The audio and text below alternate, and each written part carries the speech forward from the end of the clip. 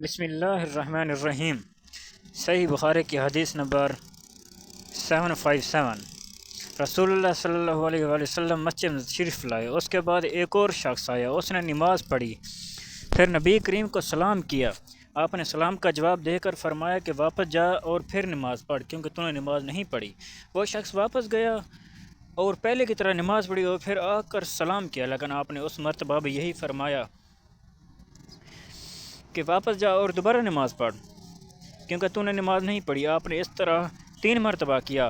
آخر اس شخص نے کہا کہ ذات کی قسم جس نے آپ کو حق کے ساتھ مبعوث کیا ہے، میں اس کے علاوہ اور کوئی اچھا طریقہ نہیں جانتا، اس لیے آپ مجھے نماز سکھا دیجیے۔ آپ نے فرمایا کہ جب نماز کے لیے کھڑا ہو تو پہلے تکبیر کہے، پھر آسانی کے ساتھ جتنا قرآن تجھ کو یاد ہو اس کی تلاوت کر، اس کے بعد رکوع کر اچھی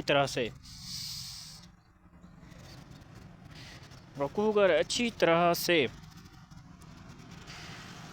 رکوع ہو لے تو پھر سر اٹھا کر پوری طرح کھڑا ہو جاؤ، اس کے بعد سجدہ کر پورے اطمینان کے ساتھ، پھر سر اٹھا اور اچھی طرح بیٹھ جائے، اسی طرح اپنی تمام نماز پوری کر۔ دیکھیں آج کل ہمیں دیکھنا پڑتا ہے کہ امام بہت جلدی میں ہوتا ہے، ہم سورۃ فاتحہ بھی نہیں پڑھ پاتے پیچھے تو وہ رکوع میں ہی چلا جاتا ہے۔ تو اللہ تعالیٰ سب کو ہدایت دے۔